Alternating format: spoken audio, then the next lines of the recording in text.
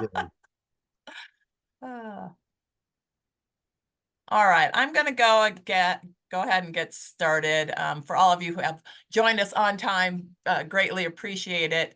I am recording this, so if for any reason you do have to hop off, I am sending this out to everyone who has signed up to say they would like to be a part of today's session. We will certainly also have it available on our YouTube channel, so again, anybody can check that out. So send the link on if there's friends, family that you think would really be interested in what Eric is about to say.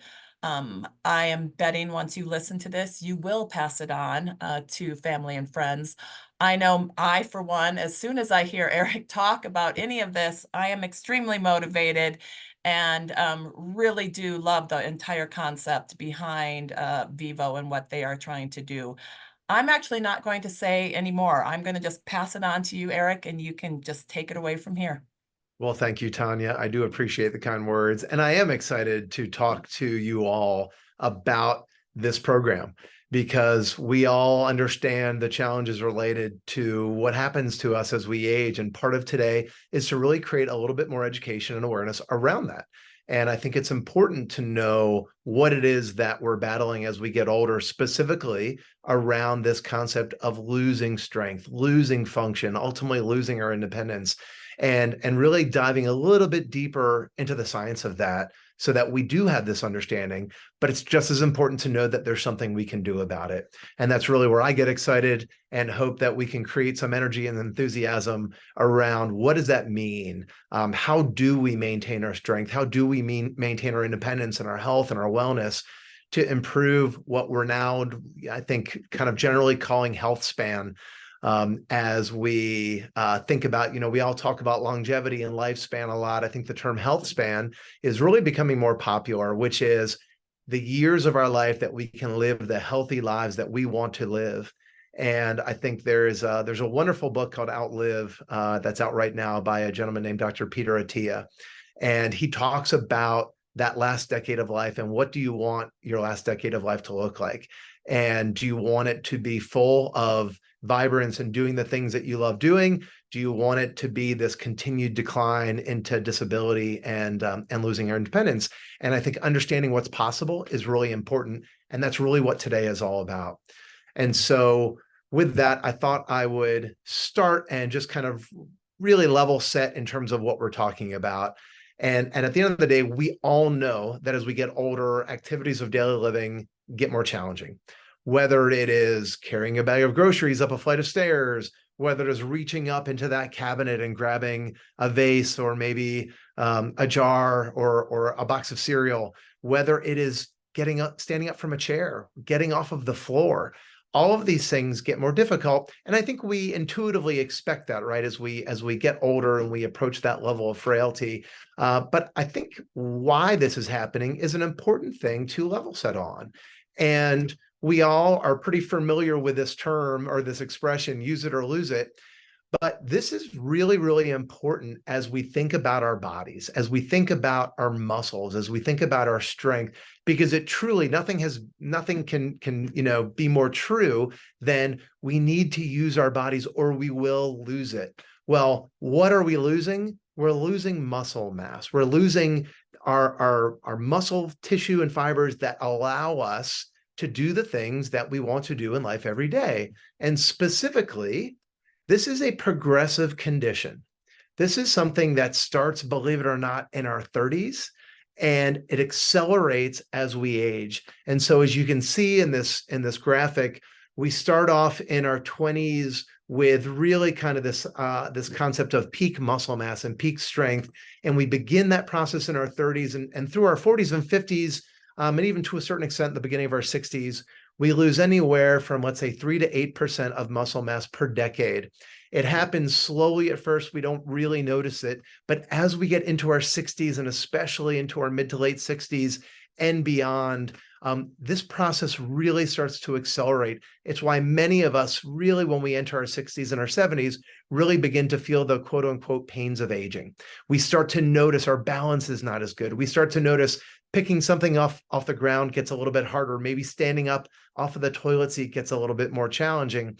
And so it's an important concept just to acknowledge that this happens to everyone. This happens to every person on the planet, male, female, regardless of socioeconomic status, regardless of the country that we live in. This process is happening, and it's happening not just through this kind of natural course, but I think it's important to look at what's happening at a intramuscular perspective, and that's what we see in these images on the right.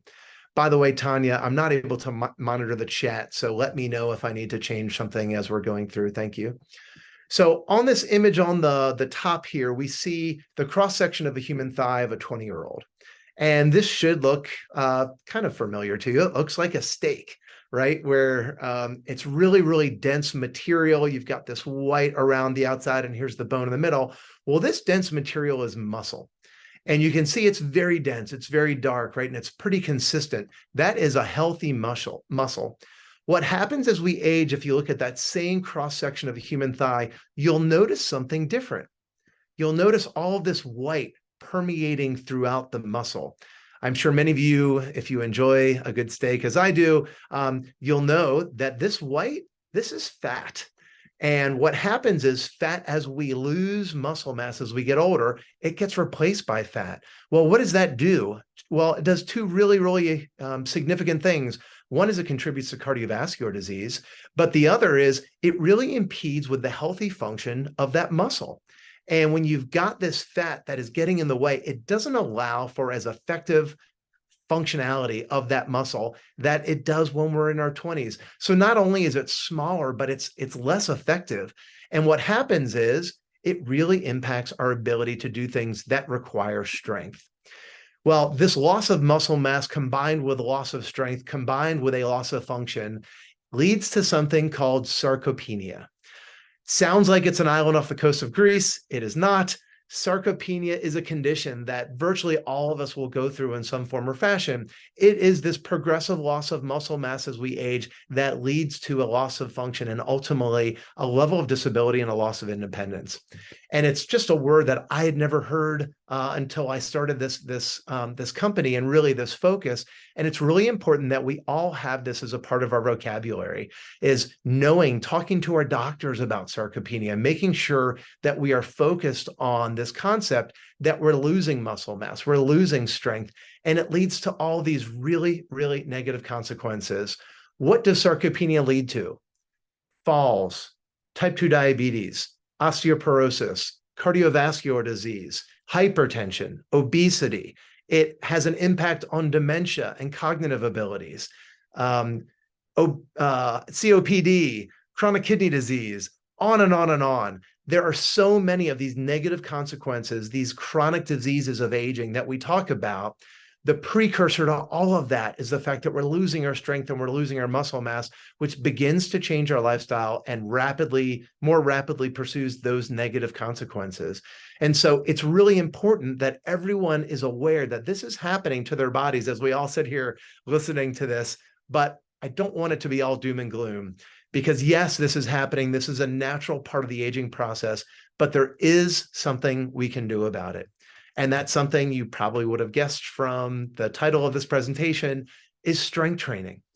And it's really, really important that we all walk away from this presentation knowing that no matter what your age, no matter what your level of mobility or fitness, what you've done up until this point, at any point you can engage in a program that challenges your muscles on a regular basis and build strength, regain function, build bone density. And this is possible. I know for a lot of us, we feel like it's too late. We haven't been able to really engage in these kind of programs maybe to this point in our life, and we feel like we just can't do it. We'll talk about that in just a little bit, but know that that is not the case. Scientific study after scientific study continue to demonstrate that at any age, you can rebuild strength and function. It's just a matter of learning how to do that. And so we're going to talk a little bit about that today. So when we specifically talk about sarcopenia, it is important to know there's two elements here. We're going to talk a lot about exercise. That's really going to be the core of what we focus on. But there is a nutrition component of this. And I'm going to spend a little bit of time, a couple of minutes talking about nutrition because it's really important. It's hard to talk about exercise and not talk about nutrition. They truly are two sides of the same coin. So when we talk about this importance of strength training as we get older to combat sarcopenia, we also have to make sure we are getting enough protein. Protein is the building block of muscle. And specifically, we need to make sure we are getting enough protein as we age. And what does enough protein mean? Well, protein is made up of something called amino acids. And there are, in particular, something referred to as the essential amino acids that really serve as the building block for creating more muscle. So you can engage in all of the strength training and healthy exercise and healthy lifestyle that you can. If you're not getting enough protein, you're not going to have those building blocks to build and repair that muscle tissue and help you get stronger. What we're looking at here in this graph is what we think is a typical American diet, where you maybe get some protein for breakfast, a little bit more protein for lunch, and then a whole bunch of protein for dinner. And the net total of this is 90 grams of protein. But you can see it's certainly skewed to that dinner period. Well, what the body needs is roughly, and this varies from person to person depending on your size, but roughly we want about 30 grams of protein to be able to initiate that process of converting protein into muscle. But if we go about it this way, which is a pretty typical part of the American diet, we're really only crossing that threshold for dinner. What we want to do is smooth that out, maintain that level of protein consumption. We're still in this graph, we're still looking at roughly a total of 90 grams per day, but we're having 30 grams for breakfast, 30 grams for lunch, and 30 grams for dinner, which hits that threshold that we start to, it's called muscle protein synthesis. We start to use that protein and generate and repair those muscle fibers and make us stronger. And wouldn't it be great to be doing that 3 times a day versus 1 time a day? This is one of the most important things that we really see doesn't have a lot of awareness, especially as we age, is we need to be spreading that protein. We need to have it really at breakfast, lunch, and dinner, and making sure we're hitting that 30-gram threshold. One of the other things that changes as we age is we become a little bit less efficient at converting that protein into muscle, and therefore you need to eat more protein. And so as we get older, it's really something to think about on a daily basis. How do you fit more protein into your diet, and how do you do that at every single meal? Well, we often get asked, and by the way, I'm not a registered dietitian or nutritionist.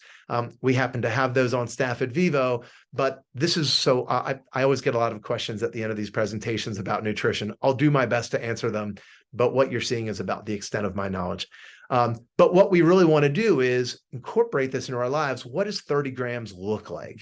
And we just want to share some ideas. It's not crazy. A bowl of Greek yogurt with some almonds and raspberries, a breakfast burrito with some eggs and black beans, a chicken breast and vegetables, shrimp fajitas, or a pork tenderloin with some sweet potatoes. Probably things that you're already thinking about in your diet, but really focusing on how to get those at different meals. And you can just see kind of the calorie counts and the protein counts below, but hopefully this gives you an idea. It's something you can accomplish. It's something you can achieve. We just have to have the knowledge that we want to spread out that protein throughout the day to really maximize the amount of opportunities we have to create more muscle. So let's get back to the exercise component. We've been talking about challenging our muscles on a regular basis. We've thrown out the word strength training. For a lot of us, I don't know about you, but for me, when I think of the word strength training, I think of something like this, right? Someone pumping iron, bulging muscles, shirtless in a gym, certainly younger. And this is not me. And you're probably thinking this is not you. And it's intimidating. It's scary. He looks like he's in pain. Like, who wants this? And part of what I am here today is to kind of dispel the myth that this is not what we're talking about. Yes, that can be certainly strength training if you're trying to be Mr. Universe like Arnold Schwarzenegger, but this is also strength training. Functional movements that mimic activities that you do every single day. I refer to these 3 exercises, which is what we use in our Vivo programming every class. I refer to this as the holy trinity of exercise. This is a plank, a squat, or excuse me, a push-up, a squat, and a plank. And they really work the key fundamental parts of our bodies that we need to do these things that we do every single day for daily living. And if you did nothing other than these 3 things, by the way, you would be in a really, really good place. And what's really great about these pictures is it shows how adaptable these are, regardless of the position that you're in. We'll do a little bit deeper dive into what we do in Vivo classes in just a little bit. But I think this in particular, and we'll talk about push-ups, a great example of someone that might not be able to get to the floor and do a traditional push-up, but she's doing a push-up off the back of a chair. And so we can adapt all of these exercises. Maybe you don't have the knees, right? You've got arthritis in your knees, you've got knee pain, maybe you've got osteoporosis you're dealing with, maybe you have an artificial knee. She's doing a squat without any support. You could do a squat standing behind a chair where you're holding on to it. And again, we'll talk more about this, but I want to get rid of that picture. We don't want this. This is not what we're going for. What we want is this. And this is something that is, think about what you do 100 times a day. You stand up from a chair, right? Getting really good at that, getting really confident at that, it's really, really important, because when we lose our ability to stand up from a chair, we lose our independence. So a little bit more about the benefits of strength training. Obviously, enhanced strength and function, right? The more that we challenge our muscles, the more that we break down that muscle tissue, the better we repair it. Remember, getting that protein, we repair it, we actually get stronger, we can do more, we increase our function, we can get up off of the floor, we can stand up out of a chair. But a lot of these other things people don't necessarily associate with benefits of strength, and I want to help provide this as additional motivation. Strength training leads to not only better sleep duration, but better sleep quality. People that engage consistently will sleep longer and have deeper cycles that are restorative. By the way, sleep also really important for maintaining cognitive and brain health. So pairing it with strength training, another really good effective outcome is around cognition. We'll talk about that in a second. Increased longevity. Believe it or not, if you get stronger, you will live longer. There was a study that came out in 2016 that showed that people who engaged in strength training twice a week had 46% lower all-cause mortality than people who did not strength train. 46%. That is significant. It also helps with recovering from surgery. For a lot of us, we have some sort of musculoskeletal issue. We may need knee replacement surgery, hip replacement surgery, shoulder surgery. If you engage in strength training prior to surgery, it dramatically reduces the recovery time and increases that likelihood of recovery after surgery. It's a process known as prehabilitation or prehab, as opposed to after surgery where you're doing rehab.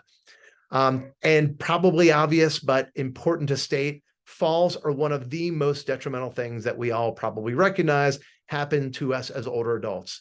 It's not necessarily the fall that does the damage. It's after the fall where we see significant decline as a result of the fall. Preventing that first fall is really important. Building strength has a dramatic impact on reduction of fall risk. We talked a little bit about this. It's not just about your physical capabilities. It's also about your mental capabilities. It has been shown that strength training has significant improvements around cognition. It helps with reasoning and memory. It helps with the preservation of function and ability to complete cognitive tasks. And it even helps maintain that brain size and structure. And you can see, by the way, throughout this presentation that we can provide to you, there's links to these studies that really highlight, if you really want to nerd out on the science, really highlight the impact that strength training has. So it's not just about only your physical, it's also about your cognitive abilities. Given all these very, very clear benefits, right? The science has been out on this for a very, very long time, that not only does strength training impact all of these wonderful things, but that, again, it's not too late. You can do this at any decade in your life. We still see very little adoption really overall with exercise. 30% of older adults don't exercise at all. Only 20% of older adults meet the CDC guidelines of 150 moderate aerobic minutes of aerobic conditioning, twice a week strength training and balance training is needed. Only 20% of those over 65 meet those CDC guidelines, which means, by the way, 80% do not. And less than 10% of Americans over the age of 65 participate in strength training at least twice a week. Less than 10%. That means over 90% of us are not doing this and seeing all these benefits. And it's easy to be critical and say, well, we all should do this, right? Let's just start doing this. But we also know it's not that easy. And I think it's important to understand why it's not that easy. And I think for a lot of us, we have these preconceived notions in mind about strength training. We saw that picture earlier that I think was that image that we think of when we think of strength training. But these are the kinds of things that we hear all the time as we talk to older adults. I have coined these as the objections, and we hear them a lot. And as you read these, and I'll walk through them with you, you can think about this for yourself. What are the reasons today that you don't exercise? What are the reasons that you don't strength train? A lot of us think, I'm in too much pain. I've got arthritis. I've got these, like my shoulder hurts, my knee hurts, my back hurts. I don't want to do this because it will cause more pain. Often we hear individuals saying they don't want to change their body shape. They don't want to bulk up. Or we think we can't lift weights. And this is not for us. It's that picture again that we have in our heads. This is a really common one. I already walk. I don't need to strength train. And a lot of us, there's a lot of fear that you're going to get hurt when you start a program like this. We've all been kind of taught by, especially the healthcare community, that engaging in exercise can hurt us. These are all valid objections. These are all valid concerns. This is not meant to be a soapbox moment where, we scold everybody who's on this webinar for not doing this already. But it is important to acknowledge that these things are deep-rooted in us. They're deep-rooted in senses of fear and shame about the fact that we're older and can't really engage. But these are all myths. It turns out that strength training actually helps with pain. It turns out that you won't bulk up like you did in your 20s. It turns out that you don't need to lift weights to engage in strength training, and that walking, although perhaps the single greatest thing you can do on a daily basis, isn't sufficient for challenging your muscles enough to allow you to build strength. And more than likely, strength training will prevent you from getting hurt, not encourage you getting hurt. And so think about this as you are, going through this presentation and incorporating this into, how do I take this into my own life? Which of these objections do I fall into? And what can help me overcome some of these objections? So to kind of begin that process and begin understanding that, there's a couple things that we want to convey around how to be successful incorporating strength training into your life. Part of this that we'll get to a little foreshadowing, we're going to be talking about the program that we've created called Vivo that will guide you through what a program like this can do and make it easy. But some of you may want to incorporate this into your lives yourselves. And we want to give you the tools and the understanding of how to do that successfully. And the first thing that is the absolute foundation is consistency. To see results from any exercise, and specifically strength training, it has to be done consistently. You will not see benefits if you exercise once this week, you take a couple of weeks off, you exercise again once another week, maybe take a month off and exercise again. Some movement better than no movement, that's wonderful. You won't see significant gains unless you do it consistently. So I want everyone to walk away with that foundation that you absolutely need to do is think about exercising consistently. From a strength training perspective, that's at least twice a week. 3 times a week is optimal. Twice a week is really good. Once a week is more about maintenance. Once a week's better than nothing, but really strive for twice a week, which aligns with the CDC recommendations as well. In addition, the next layer up from that foundation is really around intensity. I think for a lot of us, one of those barriers is being afraid of getting hurt. And so we're afraid to challenge ourselves. Challenge is a really key fundamental part of seeing progress. And think about it throughout your life, right? We all grow from being challenged, whether physically, emotionally, mentally, et cetera, intellectually.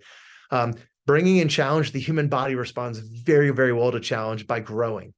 So what we need to do is it's got to be a little bit hard. What we generally try to get people to, and our programming changes every week, but a general rule of thumb is we try to get people to do about 8 to 12 of any particular exercise. So by the end of that 8 to 12 reps, it's got to be a little bit challenging. You got to be getting tired, more tired and wearing down, and having those last couple of repetitions be hard. If you can sit there and do bicep curls with a 1 pound weight and not break a sweat and do 100, it's not challenging enough, and you're not going to see those benefits. On top of intensity, the next kind of thing to think about from a success measure perspective is variation. It kind of goes in line with that concept of challenge, but we want to mix it up. We want to confuse the body. We want the body to respond in a positive way. And so we want to be doing different types of things. Change the intensity level. Sometimes go make it harder. Sometimes make it easier. Do different types of activities. Don't just do the same thing week in and week out. The body responds really well to variation. And then the last part is what we've already discussed. Make sure you're getting adequate protein. Strength training without getting enough protein, you will not see the results. These are very, very symbiotic things that we need to make sure we're focused on both. Taking all of that into consideration, we have built this program called Vivo that we are very, very excited to be partnering with A Little Help to provide to all A Little Help members, volunteers, etc. And want to describe a little bit more about how we take these core principles and wrap them up in a package that we think effectively delivers strength training for older adults in a safe, effective, engaging, and measured way that we're pretty darn excited about. The first thing that is really the most fundamental thing that we talk about when we talk about Vivo is the fact that this is small group, live and interactive online classes. We are really lasered focused on this concept of a small group, because a small group does two things. And by the way, let me back up 1 second. These are all online classes. We meet you where you're at. You don't have to drive somewhere. You don't have to deal with traffic. You don't have to deal with weather. You don't have to deal with transportation. All you need is the internet and an internet connected device, and you can engage in a live and interactive class where someone is looking at you and talking directly to you, which is all about this concept of a small group. A small group, again, is really good for two reasons. One is it's small enough that we have a live trainer in every class that knows you and can see you and can give you direct feedback. We are correcting form to make sure that you don't hurt yourself. We are keeping you safe. We can see your environment and making sure that you're not doing anything you shouldn't be doing. We can modify an exercise if you're experiencing pain or discomfort, or you've got a chronic condition you're managing. Maybe you've got neuropathy in your feet from type 2 diabetes. We can help you with certain exercises and modify that so that it doesn't bother you. We can make sure you're being challenged, right? If something's too easy or actually too hard, we can give you feedback on that and make sure it's appropriate for how you're feeling that day. The other really cool thing about small groups is it's really easy to make them social and fun. When you're one-on-one or even watching a video, there's no social engagement, right? You're just watching someone do something and doing it yourself. If you're in a group with a big group, 40, 50, 60, 100 people, it's really hard to connect, right? There's just too many people around. When you're in a small group of, let's say, 8 or 10 people, and we stimulate some conversation, it's quite easy to get wrapped up in this socially rich kind of environment.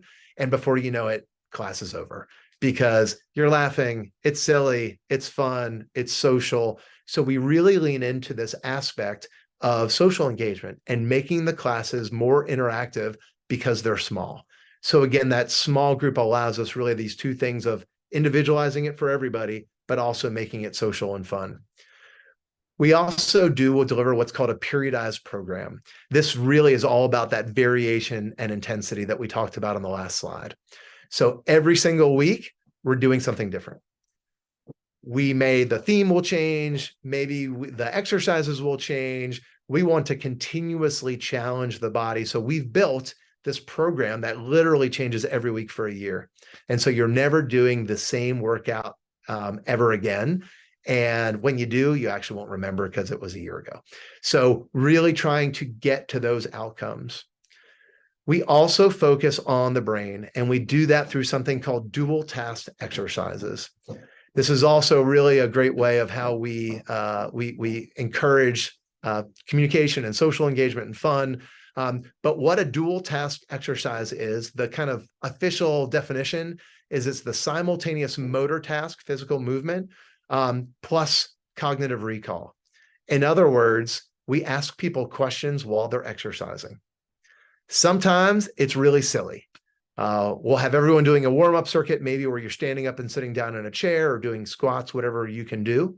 And we'll ask people questions. Name 3 things that are green, or name for me as many words that begin with the letter B, which is very silly, but believe it or not, it's actually really hard. Your brain is controlling the movement of your body while you're trying to think of responses, and it's challenging.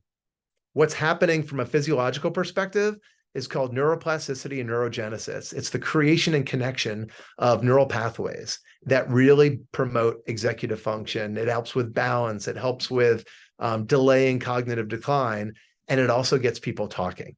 And this is where, when you're in a small group, we can ask questions that stimulate conversation. We are recent enough from the holidays that this is a real example that I think about often.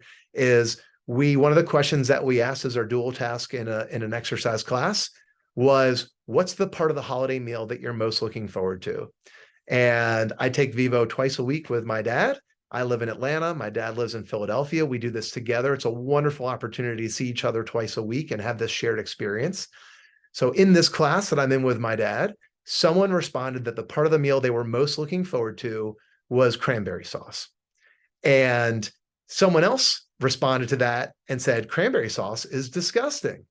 And for the next 45 minutes of this class, the class really split into 2 camps of people that thought cranberry sauce was delicious and people who thought cranberry sauce was disgusting. And before we knew it, the end of the class was there. We had all gotten a really effective workout. People were emailing and texting cranberry sauce recipes, and everyone had this amazing, wonderful time. And we had really promoted some cognitive health as a part of these dual task exercises. And that's one small example of what we do in every single class. We really lean in to this focus around dual task exercises, recalling information while we're moving. It's not just about strength. We also focus on balance in every single class. We focus on flexibility and mobility. We make sure that it's not just about strength, and you're getting aerobic conditioning in every class as well. Again, this is not about pumping iron. This is about movements that emulate things that you do every single day. And last but not least, we actually monitor progress. For every person that joins this program, we do a one-on-one assessment at the beginning where we will baseline your balance, baseline your strength and your endurance. And then at the end of a 3-week program, we will actually redo those same assessments.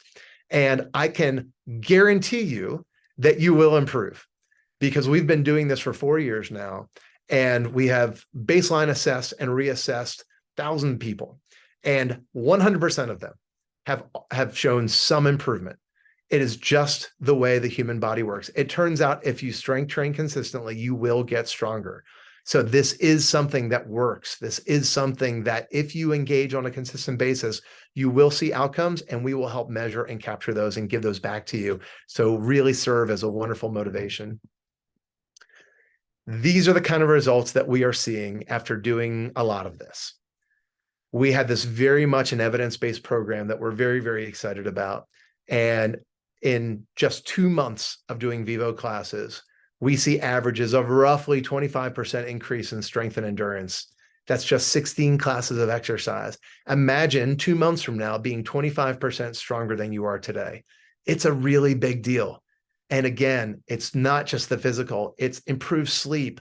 It's often reduced waist size. It's improved mood. Strength training is a wonderful side effect of reducing anxiety and increasing confidence. So really, really profound stuff. But because we measure outcomes for all of our participants, we get the opportunity to see data like this that is unbelievably encouraging. One of the last things I want to share with you is really part of what we believe is the secret sauce within Vivo, that again, you might decide at some point that Vivo is not for you, but these are things that you can take away to incorporate into your own exercise regimen to make sure that you are going to be successful.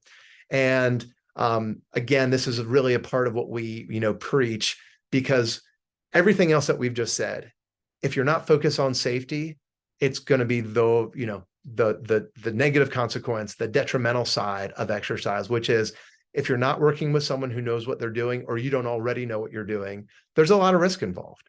And so that's one of the things that we really feel like is the value that we add, is we make sure that it's safe for you. And it's small enough group that we can ensure that level of safety for everybody.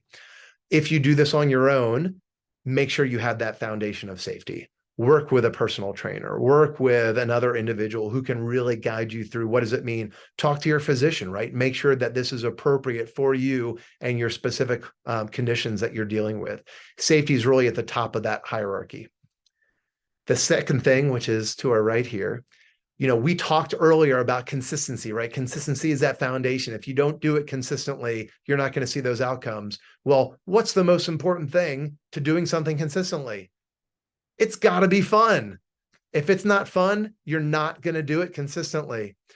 We really try to make these classes fun. That's where this dual task, those exercises come in, those brain games that we play, thinking about for you, what makes exercise fun, or at least tolerable. For some people, it's listening to music. For other people, it might be watching a movie while they're exercising. For other people, it might be participating in a community activity, right? Where having other people around makes it fun. Thinking about, if you're incorporating this into your own life, how do you make it fun? Because at the end of the day, if you're not doing consistently, you're not going to see the benefits, and making something fun will drive that consistency. We've already talked about variety, making sure that you're thinking about ways to change it up. That's a big part of what we do with Vivo. Again, we really focus on variety. Every single week, the programming is changing. And last but not least, kind of related to fun, but also different, is accountability.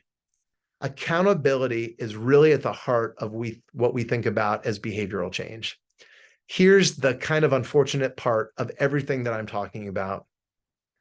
This isn't a 12-week program. This isn't a 16-week program. This isn't a 52-week program. This is something that you need to incorporate into your everyday or every week life for pretty much the rest of your life.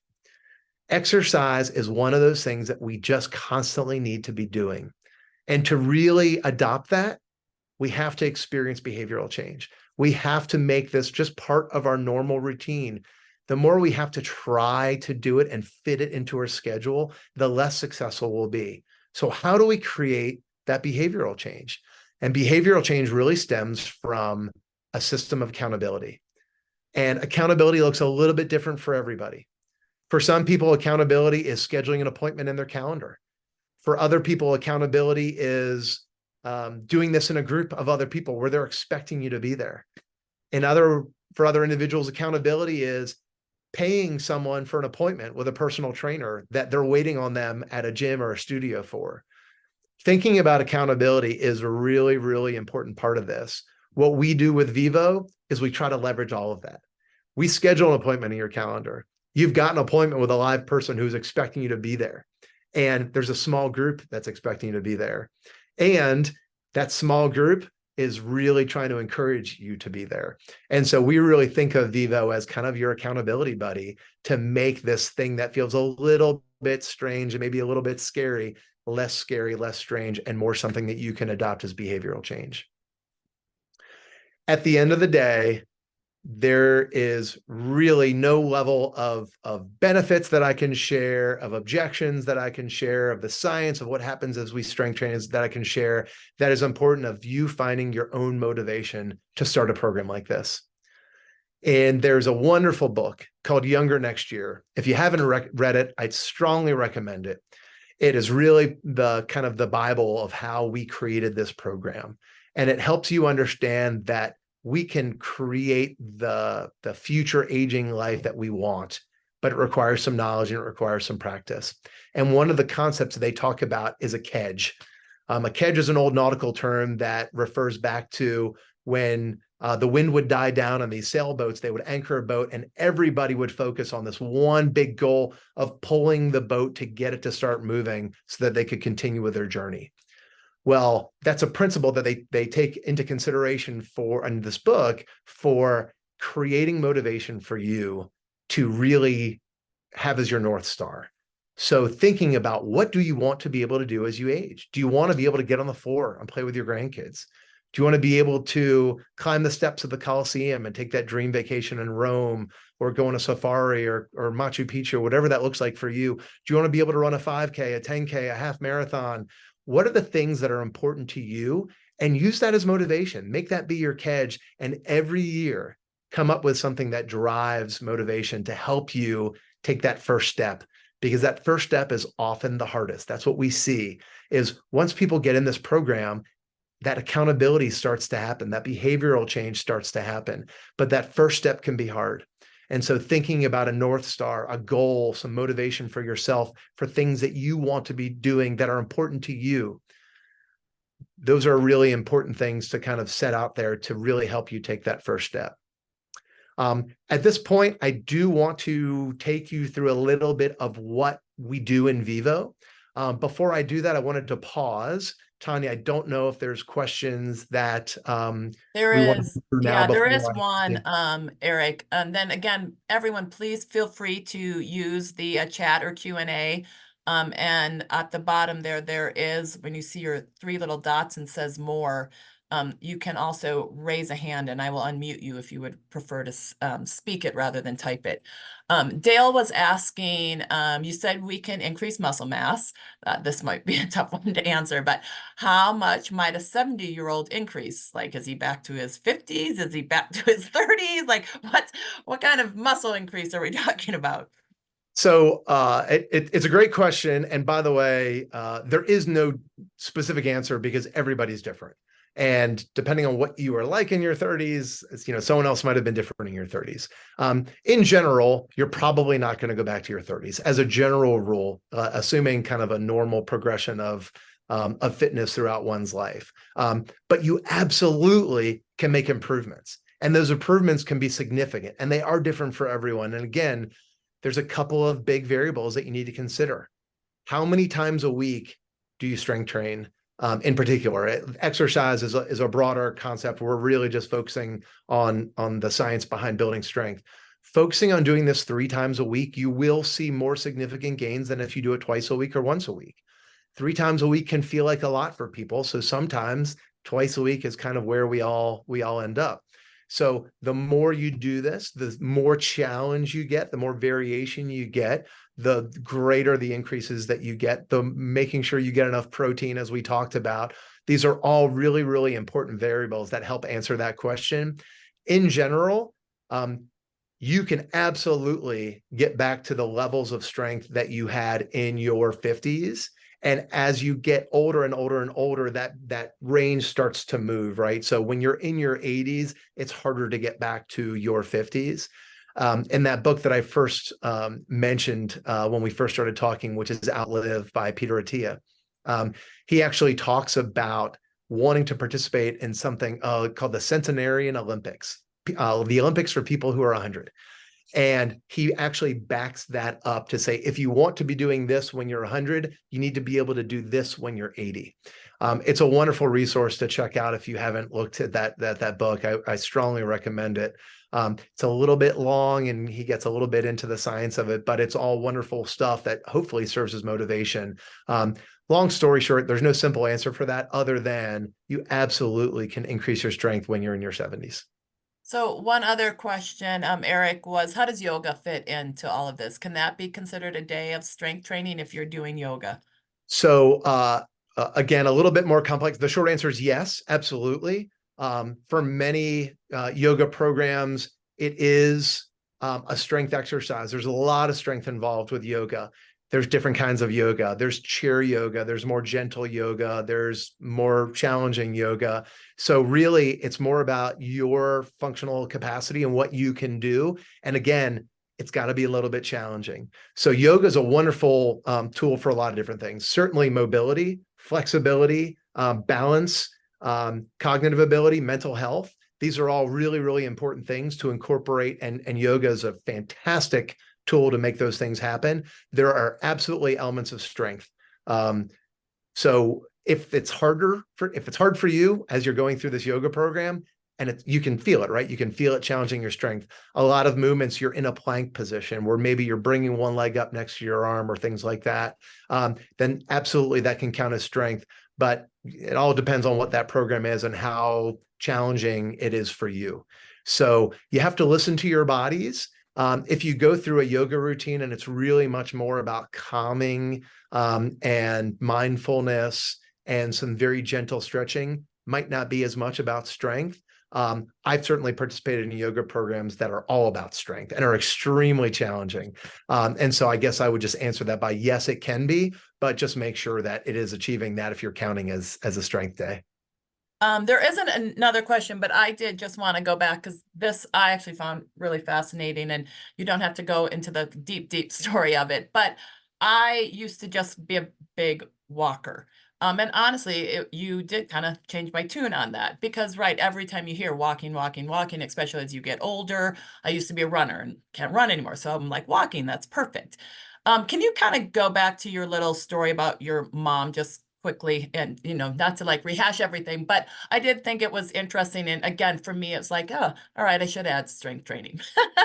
So the last thing in the world I would ever wanted. So thank you, Tanya. And you're right. It's a really important thing to kind of emphasize.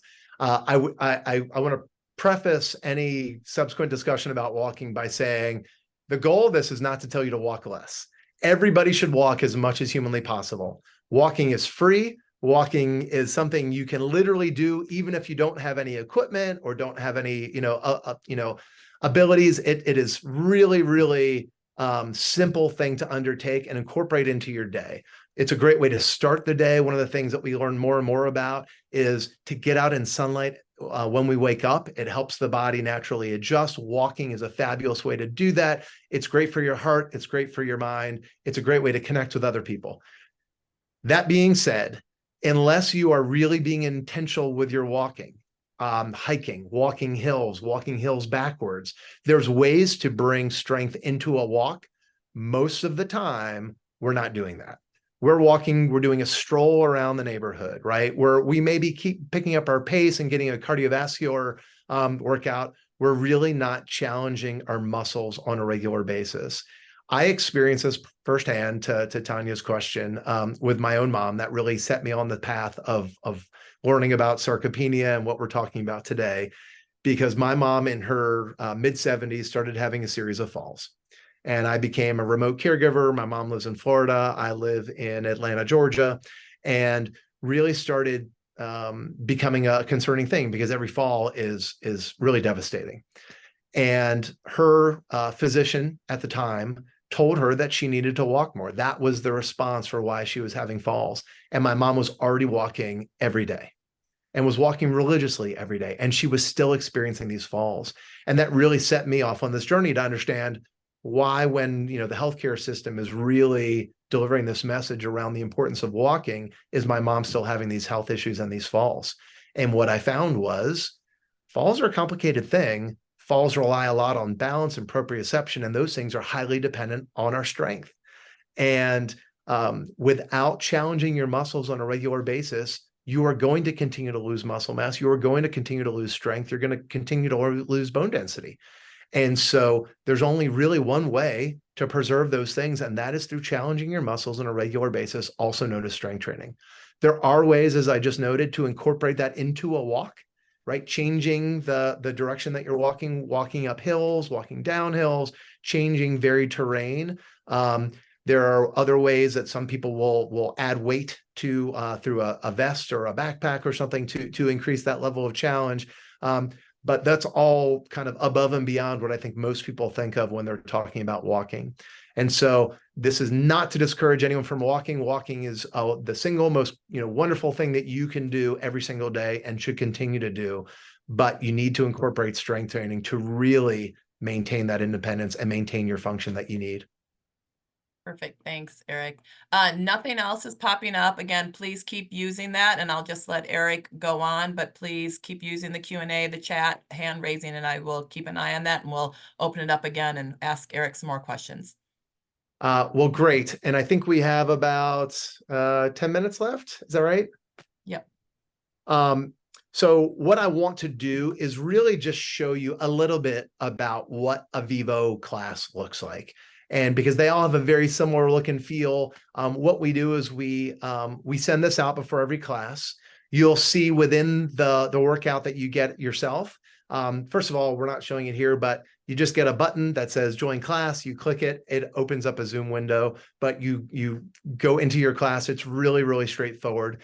But what you'll see is there will be these links in every workout that we send out, and those links are to videos that you can actually watch ahead of time. So before the class, if you're uncomfortable, if you're not sure what this movement is, we'll send out little videos that you can watch ahead of time so that you can feel more prepared. Even if you don't watch them, we demo everything anyway. What you will see in every class is we go through a warm-up. We'll have specific balance work. We'll do this kind of dual task I'll talk about in a second, which we already introduced. We have our strength kind of circuit, and we'll have our cool down and some homework and some awareness, some education that we try to provide. Within these exercises, you will also see levels, level 1, level 2, level 3, and level 4. The reason we do this is no two individuals are the same.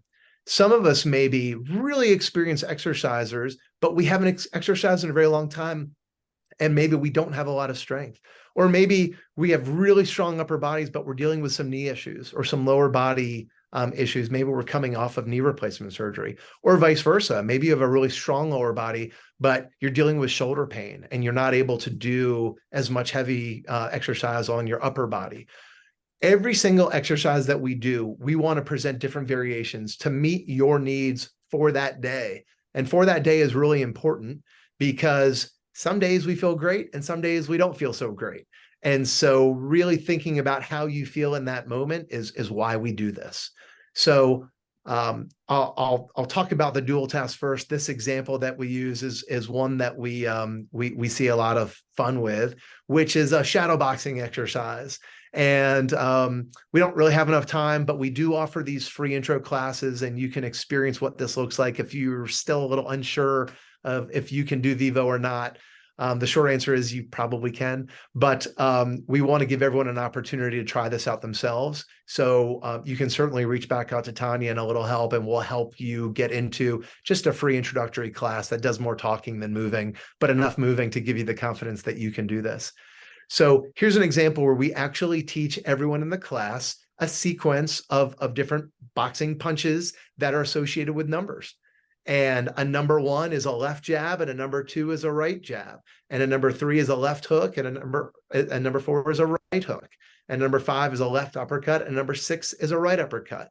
And we teach these moves, we practice them. So we're moving, we're associating these punches with numbers. So we're creating some kind of cognitive process.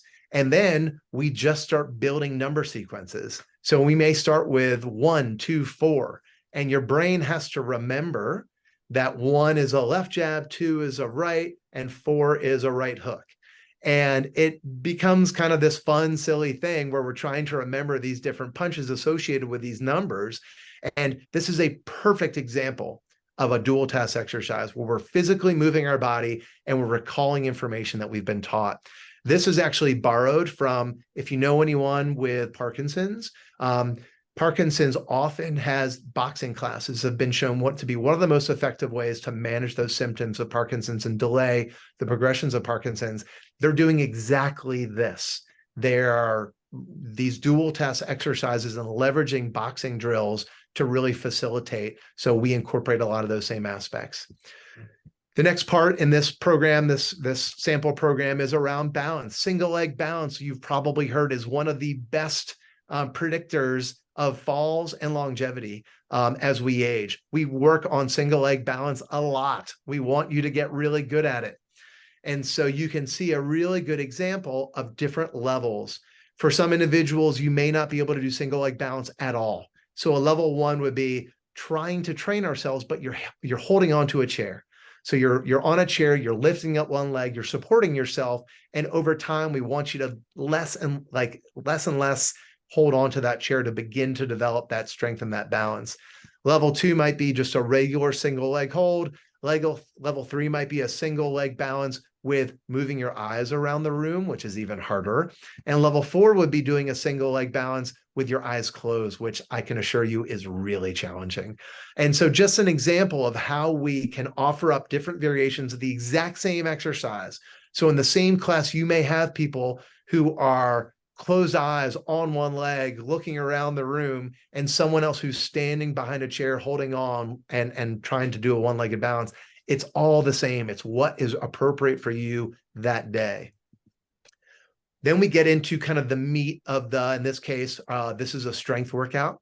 And we have 3 exercises that we'll go through. You can see we'll do 10 reps of each, then we rest 30 seconds, and we go through until we get through all of them, and we do a certain number of sets of each of these exercises.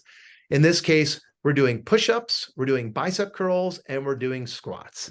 And again, I'm going to really, really look at this push-up as the first example, because one of my favorite things to do is, especially when I'm in a room full of people, is to ask, raise your hand if you can do a push-up. And a lot of people feel like only a few hands go up because they feel like they can't do a push-up, because we all have this mental image of getting down to the floor on our hands and our toes and doing a traditional push-up. And we actually know that there's lots of variations of a push-up. And here's a wonderful example where maybe you can't do a floor push-up, but you can do a push-up off the back of the chair, like that picture we saw earlier in this presentation. But maybe even that's too hard. And a level 1 push-up is literally standing next to a wall and extending our arms away from that wall. And the farther back we walk our feet, the more angle we create, the harder, the more challenging that gets. But almost all of us can stand next to a wall and extend our arms. And finding that appropriate level is a great example of where you might have some people who are doing push-ups on the floor, some people are doing push-ups on their knees on the floor, some people doing push-ups off the back of a chair or a counter, and some people who are doing push-ups just against a wall.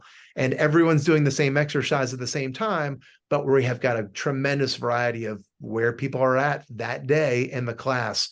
And that's really just a wonderful example that I wanted to pass along. Then we'll always do some level of cool down where we do stretching, static stretching, maybe some mindfulness. We give you some homework to do. In this case, it's practicing that shadow boxing and making sure you're doing 15 minutes of walking, and maybe a nutritional recipe, and some awareness. So this is just a really good example of what we see in a typical class. I know we're running up against it in time. We've only got a couple of minutes. I would really encourage you to try a class and reach out to a little help, and they can help get you scheduled and that kind of just intro. Again, it's more talking than moving, but it's enough moving to give you some confidence that you can do this. And by the way, we haven't even talked about it yet. Exercise has this funny way of making you feel good when you're done. It's a natural part of human evolution is our brains reward us for doing something that's good for us. It releases endorphins. It makes you feel that high. You feel good at the end of an exercise class. And so that's another thing that try it once. Might see that A, you can do it, and B, you might feel better afterwards. And so I would encourage everyone, give it a shot. Hopefully you learned something today. Consistency, challenge, protein consumption, whether it's Vivo, whether you want to bring this into your life yourself, know it's possible. It's never too late to start something like this. You can be in your 70s, 80s, 90s, 100s, making sure you're safe. This is something that can change your life. Thank you, Eric. So I did just want to reiterate, Eric, if you can get me that presentation, I will get this out to everyone. If you wouldn't mind even sending me the name of those 2 books you talked about, I will also send that.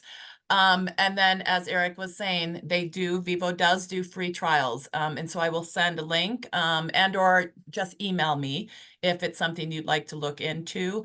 And we do have some different things kind of going on with Vivo and a little help. So again, if it's something after you do that free trial, and you are interested in maybe moving forward, please reach out to me, and I'll make sure to get you in touch with the proper people. And then I am recording this. So as soon as I get that all condensed, I will also send this recording out. Thank you again. Thanks, Eric. Have a great rest of your day. Have a great rest of your day, everyone. Thanks, everyone. Bye. Thanks, Eric. No problem. All right. Take care.